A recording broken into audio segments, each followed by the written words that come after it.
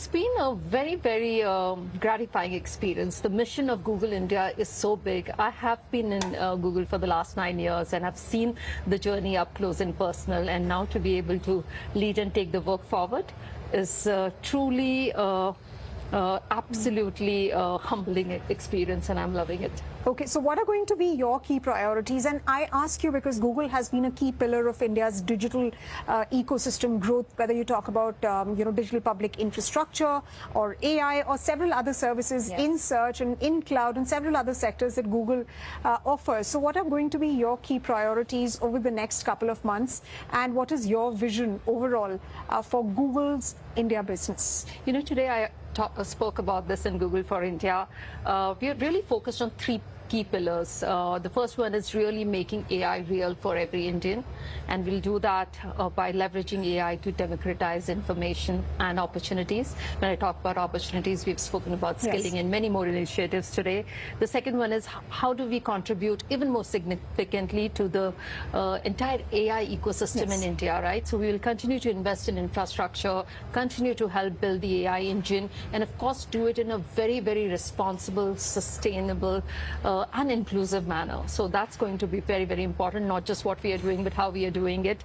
When it comes to sustainability, we are very focused on green technology. Globally, we have made the commitment of being carbon neutral by 2030. Towards that, even today, we made our announcements on green technology, 186 megawatts of green technology. So that would be the second pillar. And the third is really, India is a country of youth. We have the third largest AI talent globally, and we want to contribute even more significantly to that. So we made this commitment of 10 million, skilling 10 million Indians in the coming year. So that's going to be a priority, absolutely a priority as well. So largely those, but there's lots more to do. You know, that skilling, particularly that skilling ambition that India has with respect to training the AI workforce in AI is concerned is very, very significant, given the kind of push that the government is giving to employment. There were employment ELI schemes also that were announced in the budget, and there is a huge push being given by the government in terms of skilling the workforce in India, because that is our advantage that we have, as a geography. So congratulations on that. But Roma, do give a detailed picture of how are you looking at leveraging or capitalizing on this AI opportunity that the world presents and that India presents. And secondly, I want to understand from you, how do you look at India as a market developing so far as the global AI ecosystem is concerned? If you could also, bring in some of the strengths that India has. So let me start with the second question first, right? It's really amazing to see how India is evolving. As I said, we have the third largest AI talent globally. Our startup ecosystem is again the third largest in the world, really innovating. We've already started to see some really good examples of AI applications in India. I spoke about Miko AI today. iSaksham is leveraging Google AI to mentor young women in Bihar, or AgroStar, really boosting crop yield for small farmers across the country. So the use cases are immense. India is adapting AI really, really fast. And I'm so excited about the potential ahead, right? For Google, India has always been a very focused market. A few years back, we had announced our India Digitization Fund. We have been 100% committed in playing a very important role in digitization of India. We've had several initiatives over the years. So, starting from Internet Sati, that was quite some time back, getting women online, rail Wi-Fi. Of course, IDF is, the fund has helped us do things in a much larger scale, pixel manufacturing, so on and so forth. GPA, which is like made in India, taken to the world. There are many more such products.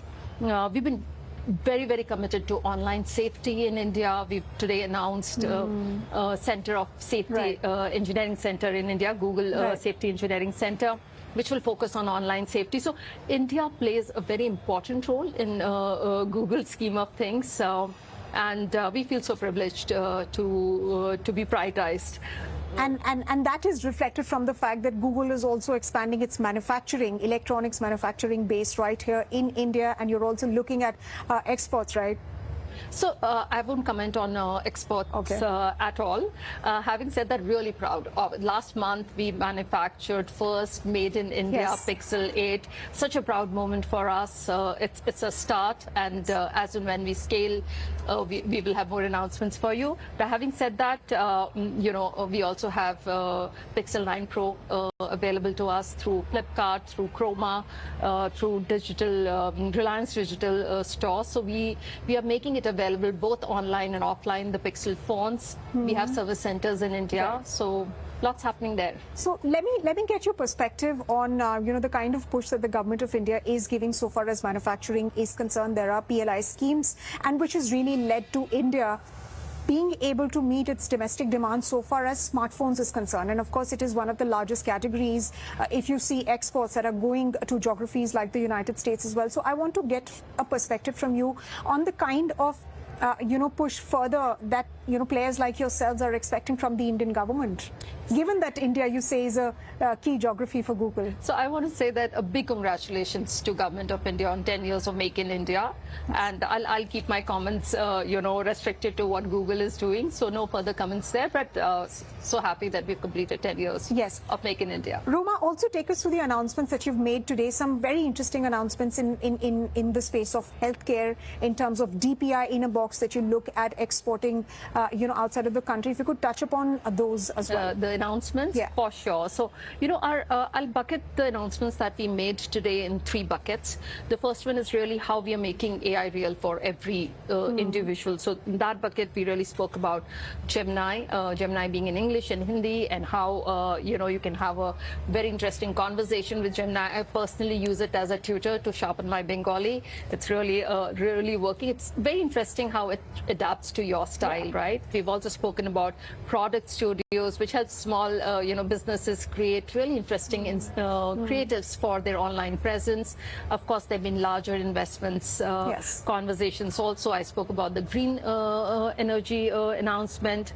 We've also I spoke about the Google Safety Engineering Center. That's really a special one, because this is the 4th globally that's opening in India, and it will not only work towards user online safety, but also safety, security of businesses, public sector. There's been a lot of work in partnership with academia, experts in the industry.